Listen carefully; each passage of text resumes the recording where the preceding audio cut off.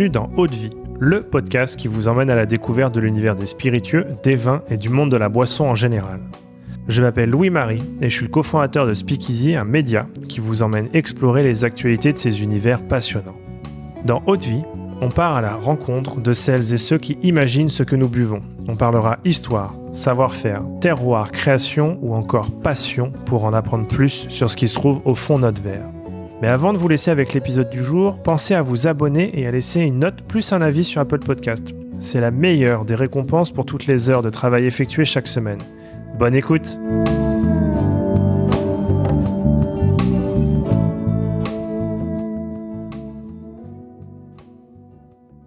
Bonjour à tous et bienvenue dans ce nouvel épisode de l'été. Alors dans ce format estival, on part en voyage avec notre invité pour vous faire découvrir une sélection de spiritueux qui vous accompagneront tout au long de l'été. Et aujourd'hui, j'ai le plaisir d'être en compagnie de Johan, passionné de spiritueux, et notamment français, et Instagrammeur sous le nom de Dose de France. Bonjour Johan. Bonjour. Écoute, je suis très content d'être là avec toi aujourd'hui. Peut-être avant de découvrir ta sélection, est-ce que tu peux nous parler un peu de toi, un peu de ton parcours et de cette passion? Alors oui, déjà je suis très content d'être présent et je te remercie pour ton invitation. Mon parcours, du coup, comme tu as dit, je m'appelle Johan. Je suis Instagrammeur, si on peut utiliser ce terme, depuis 2018. Donc ça fait maintenant 5 ans. C'est vrai que ça commence à remonter un petit peu. Euh, je parlais principalement de whisky, qui était, disons, la porte d'entrée de mon amour pour les spiritueux. Qui est né de manière un petit peu particulière d'ailleurs. J'ai un peu vécu aux États-Unis, à Portland, dans l'Oregon. D'accord. C'est au nord-ouest des États-Unis. Et là-bas, un soir, je suis allé à un bar qui s'appelle le Multnomah Whisky Library. Donc, je ne vais pas utiliser l'accent anglais pour éviter de l'écorcher, mais Whisky Library, la librairie du whisky, qui est un bar avec des étagères immenses remplies de whisky. Et un peu sous le format d'un club privé à l'anglaise, un truc bien sympa. Et il faisait accessoirement d'autres types de bouteilles, style des chartreuses un petit peu rares, des cognacs, des armagnacs, surtout les alcools vieillis, quoi. Et lors de cette soirée, la personne chargée de nous servir arrive avec un grand grimoire, plein de références d'alcool, et était très heureux de recevoir déjà un Français, mais plus globalement un Européen, puisque les sources de whisky écossaises, irlandaises et même la variété des alcools français, dans son imaginaire à lui, je devais forcément être un expert qui a baigné dans cette culture depuis très jeune. Et en fait, pas du tout. J'y connaissais absolument rien. Et de cette rencontre est née une légère honte qui m'a donné envie de m'intéresser un petit peu plus à ce qu'on faisait chez nous en Europe et surtout en France, lors de mon retour du coup en France. Puisque tout le monde là-bas, en tout cas, trouvait ça extraordinaire, le patrimoine qu'on avait. Et on s'en rend pas forcément compte quand nous, on l'a déjà en fait. Donc voilà, à la rentrée de ce voyage, je me suis lancé sur Instagram. J'ai parlé de whisky, puis progressivement de spiritueux français, whisky français, puis spiritueux français, pour ne parler ensuite que d'alcool français, et maintenant varier un petit peu plus mon contenu, qui est moins geek alcool, mais qui reste quand même ma spécialité, disons, puisqu'ensuite je suis devenu caviste en spiritueux, et je travaille aussi en restauration. Ok, super. Voilà. Et ouais, donc c'est vrai que tu mets très souvent en avant des produits français, le patrimoine liquide, mais pas que, français. Et là, tu as une belle sélection à nous proposer autour de trois spiritueux qui font ton été. Et le premier, Ouais. c'est une gentiane. C'est bien ça? Exactement. Alors, c'est un peu particulier. Ça peut sembler bizarre de vouloir parler d'une gentiane alcool qui est aujourd'hui absolument méconnue de la grande population, enfin, du grand public plutôt. Mais alors, je parle de la gentiane tout simplement parce que, suite à mon activité sur les réseaux sociaux, j'ai lancé mon entreprise qui s'appelle De Michelot. Et notre premier embouteillage est une gentiane, puisque depuis mes années étudiantes, je suis assez fan de gentiane tonique. que je buvais parce que ça valait pas cher et que c'était très bon. Et malheureusement, il y avait que de la gentiane de type industriel, Suze pour la plus connue. Et donc étant un grand amateur de cette bouteille et ayant créé un certain engouement autour de cet alcool sur mes réseaux sociaux, j'ai décidé de me lancer, de créer ma propre gentiane. Et donc j'ai la fierté maintenant de pouvoir apprécier une boisson que j'aime, mais en plus c'est la mienne. Donc oui, ma première boisson de l'été, c'est la gentiane de Michelot, qui a connu un certain succès à son lancement puisque elle a été en rupture de stock au bout d'une petite heure. Voilà. Mais Un ça boulot. va progressivement se stabiliser. Et donc moi, je la bois tout simplement. Alors, je la bois en cocktail. J'en parlerai à la fin de cette entrevue. Mais je la bois principalement en tonique, petite gentiane tonique, qui est assez connue comme cocktail. Voilà. 4 centilitres de gentiane, 8 centilitres de tonique, glaçon citron. Et c'est très frais, ça se boit très bien. C'est normalement ce qui devrait concurrencer le spritz. C'est meilleur et moins cher. Ouais, c'est vrai que c'est très Voilà. frais, très aromatique et il y a l'amertume, qui fonctionne, très, très bien et c'est facile à réaliser, c'est vrai. Exactement. C'est pour les gens qui en ont jamais consommé, la gentiane est une boisson qui a la caractéristique d'être amère. Alors, on a essayé de contrebalancer ça en réduisant au possible l'amertume pour la rendre enfin la rendre buvable par un peu tout le monde.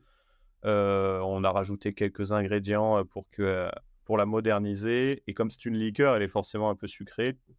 Donc ça passe très bien, même pour les gens qui ne sont pas forcément des connaisseurs ou des amateurs de boissons un peu originales comme celle-ci d'habitude. Ouais, l'équilibre parfait. Voilà. Et du coup, en attendant que le stock remonte, pour ceux qui entendent ce podcast, si vous voulez la trouver, c'est chez La Maison du Whisky, le site internet de La Maison du Whisky, et on la vend à 27 € la bouteille. Voilà. Superbe. Non, une belle entrée en matière et c'est vrai que, ouais, les gentianes, c'est des très beaux spiritueux et ça fait partie du patrimoine, liquide français, depuis, très longtemps. Hem, Ah oui, bah, ça doit être peut-être une des seules liqueurs, un des seuls alcools de manière générale où on a quand même des grosses sociétés qui ont été créées en France par des Français et qui perdurent toujours aujourd'hui. Bah, par exemple, Salers, euh, qui est voilà, une grosse société française et qui produit de la gentiane, qui est un alcool pourtant voilà, pas forcément très connu. Donc c'est un vrai patrimoine français, la gentiane.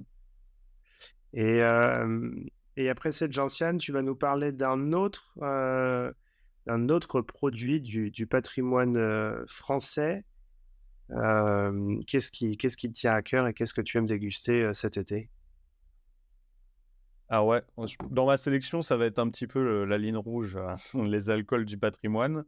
Alors le deuxième, c'est un combat. euh, c'est le Pinot des Charentes. OK. Alors je pense que c'est un petit peu plus connu que la gentiane. Donc le Pinot des Charentes, c'est une mistelle, on appelle ça dans la catégorie des alcools, une mistelle. Donc c'est un assemblage entre du mou de raisin, vulgairement on pourrait dire du jus de raisin, et une eau de vie de vin, vulgairement c'est plus connu comme le cognac. Donc, le Pinot des Charentes est fait en Charente, donc sur la même zone que le cognac. Pourquoi je veux parler du Pinot des Charentes? Parce que déjà, j'en consomme, je trouve ça très bon. C'est un spiritueux qui fait autour de 16 degrés, donc qui est assez léger, plutôt sucré, très fruité, parce qu'il est fait avec du raisin, du coup, comme vous l'avez compris. Et ça peut aisément remplacer des vins moelleux, par exemple, comme on a l'habitude de consommer sur des foie gras, des choses comme ça, ou on peut même consommer sur du fromage, par exemple. Moi, j'en bois vraiment comme ça à des occasions ou même l'été, parce que ça peut se boire très frais avec un petit glaçon, quelque chose comme ça, ou même en cocktail. Mais bon, là, on s'aventure après dans un univers qui est un peu moins le mien, qui est la mixologie. Et en fait, il s'avère que au-delà de ses qualités gustatives, le Pinot des Charentes a un autre avantage, c'est qu'il coûte pas cher du tout. Mmh. On en trouve très facilement, il coûte pas cher. Beaucoup de maisons en font des très bons, et c'est pas parce que c'est une maison qui est un peu réputée que les prix vont forcément s'envoler. À 10, 15 euros, allez, peut-être jusqu'à 20 si vous voulez, mais en gros, à 15 euros, vous en trouvez des très, très, très, très bons partout en Charente et même partout en France, même si c'est de moins en moins vrai, puisque l'appellation Pinot des Charentes est une appellation qui n'a de cesse de décroître, donc de perdre du marché, des consommateurs. Et moi, je trouve ça vraiment dommage parce que c'est vraiment une appellation historique de notre pays qui est faite sur la même parcelle que Cognac, qui est un monstre sacré des alcools français, donc qui est un peu éclipsé, mais c'est pas du tout la même chose. Et je pense que chaque personne, notamment les jeunes qui doivent beaucoup moins connaître que les anciens, chaque personne qui goûterait du Pinot des Charentes serait immédiatement un adepte. Moi, j'en suis convaincu. Dès que je fais goûter le Pinot des Charentes à quelqu'un, tout de suite, il me dit, mais c'est hyper bon, comment ça se fait que j'ai jamais goûté ça? Bah, parce qu'on t'en a jamais parlé. Donc, ça me rend dingue un petit peu on connaisse pas ça, alors que pourtant, je suppose qu'il pourrait posséder une force de frappe marketing assez conséquente. Donc, voilà, moi j'avais envie d'en parler aujourd'hui, d'utiliser peut-être un peu mon public pour en parler et en parler à travers ton média parce que c'est pas cher, c'est bon et c'est historique en fait, tout simplement. Et tu as des Donc, maisons, peut-être, pour, si on a envie de découvrir euh, un Pinot des Charentes, des maisons qui te tiennent à cœur, des références dont tu pourrais nous parler? Alors, oui, moi j'ai une maison qui me tient beaucoup à cœur, c'est la maison, Pasquet. Donc, Jean-Luc Pasquet, Pasquet, qui fait, Pinot des Charentes blanc et rouge que j'adore. Ils font aussi, un Pinot des Charentes effervescent, si je peux dire grossièrement pour qu'on comprenne un peu ce que c'est. C'est un Pinot des Charentes avec des bulles qui se boit, très, très bien, donc à cette maison-là. Après, moi, j'aime beaucoup la maison Château Montifaux, par exemple, aussi. Disons que c'est les deux que j'ai envie de conseiller principalement. D'accord. Qui seront peut-être un peu moins connus du grand public, mais qui sont facilement trouvables. Génial. Et pour terminer avec ta sélection, il y a un 3e spiritueux dont tu as envie de nous parler? Alors oui, j'ai envie de vous parler du Pontarlier à Nice, Super. donc qui est un alcool fait en Franche-Comté, dans le Doubs ou le Haut-Doubs. Là, comme ça, j'ai pas forcément la précision. Je sais que les gens là-bas sont très chauvins, donc je vais me faire engueuler si je me suis trompé. Ah, mais bon, au moins je parle de leur alcool, donc c'est déjà ça. Alors le Pontarlier à Nice, comme son nom l'indique, c'est une boisson anisée qui a été créée suite à la prohibition de l'absinthe, donc en 1915, il me semble, parce que l'absinthe a été prohibée en France pendant 100 ans, un siècle, qui était la boisson reine avant son interdiction. Et suite à la prohibition de l'absinthe, c'est créé du coup deux boissons anisées, puisque les Français en raffolaient mais n'en avaient plus, qui sont le pastis, grâce à Monsieur Ricard, qui est toujours très connu aujourd'hui. Je l'espère en tout cas que les gens connaissent. Donc, Ricard, qui est quand même le leader des ventes en grande distribution, avec Cristalline, ce qui est assez incroyable.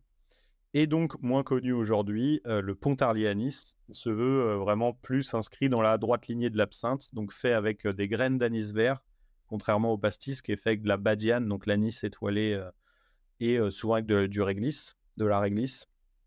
Donc, le Pontarlier à Nice, c'est fait avec des graines d'anis vert comme l'absinthe. Et la plus connue, c'est la distillerie Armand Guy avec son Pontarlier à Nice, qui n'utilise que des graines d'anis vert. Et du coup, pour la différence avec le pastis, puisque c'est quand même la référence, je pense, pour les gens, la référence gustative, ça donne une boisson anisée qui est plus florale, plus légère, plus fraîche, moins écœurante, et qui du coup fait, au même titre que le pastis et que l'absinthe, partie véritablement d'un pilier des alcools français qui sont les boissons anisées. Et moi, j'avoue que depuis plusieurs étés, je me prends à préférer les alcools à base d'anis vert, donc comme l'absinthe et le Pontarlier anis, plutôt que le Ricard, pour son côté justement un peu plus léger, un peu plus subtil et moins en lourdeur que le pastis. Même si, bon, on peut faire des pastis plus légers. Voilà, il existe aussi des subtilités, mais dans l'inconscient collectif, on verra quand même tout de suite beaucoup plus de différence avec quelque chose fait à base d'anis vert. Ok, et toi, comment est-ce que tu consommes ça l'été? C'est pur, avec un glaçon? Comment est-ce que tu le bois? Je le consomme exactement comme le pastis, donc allongé avec de l'eau, plus ou moins en fonction de comment on aime la force aromatique ou la force d'alcool, Hmm. et avec un ou deux glaçons, voilà, dans un verre, et au soleil, au chant des cigales, ou en Franche-Comté, Le cadre est parfait. ça peut le faire aussi. Voilà, dans la montagne. Ok, superbe. Et bah écoute, un grand merci pour ces belles références 100% françaises. Ça a été un beau voyage. On a fait un petit tour de France grâce à toi. Peut-être pour finir, est-ce qu'il y a un cocktail dont tu as envie de nous parler? Tu as commencé un peu à teaser le sujet en début d'épisode, mais quel est ton cocktail de l'été? Alors oui, j'ai commencé à teaser, donc forcément, mon cocktail de l'été sera fait avec de la gentiane, puisque ça reste mon amour de jeunesse.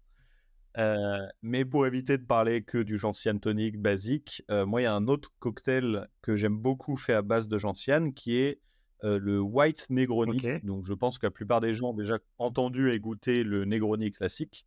Donc là, on est un petit peu dans le même registre. Donc on utilise du gin, 3 centilitres de gin, de la gentiane, 3 centilitres de gentiane et 3 centilitres de, moi je mets du lillet blanc, 300 centilitres de lillet blanc, c'est hyper facile à trouver pour tout le monde, mais on peut mettre du vermouth blanc classique, comme pour le Negroni, mais vraiment avec le lillet blanc, c'est très très bon, ça fait largement le travail. Voilà, donc 3 centilitres de chaque et, dans un verre et c'est parti. un beau cocktail pour l'apéritif. Voilà, exactement. Ok, superbe. Bah écoute, un grand merci. On a de belles idées en tête sur, en plus des spiritueux qui effectivement mériteraient d'être plus largement reconnus. Non, c'est génial. Je pense qu'on n'a plus qu'à aller chez notre caviste ou en ligne pour dénicher ces belles bouteilles et se faire un White Negroni cet été. Il faut. Super, bah écoute, un grand merci. On peut te retrouver sur Instagram. Je mettrai dans la description de cet épisode le lien vers ton compte. Et puis pour les auditeurs d'Haute-Vie, je vous dis à la semaine prochaine pour un nouvel épisode. À bientôt.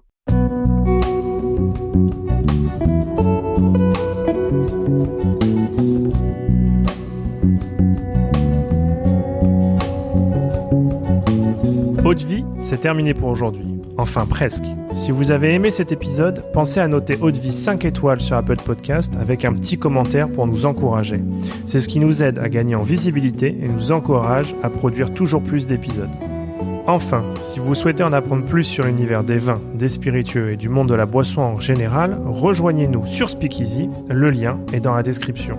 Merci encore et à la semaine prochaine.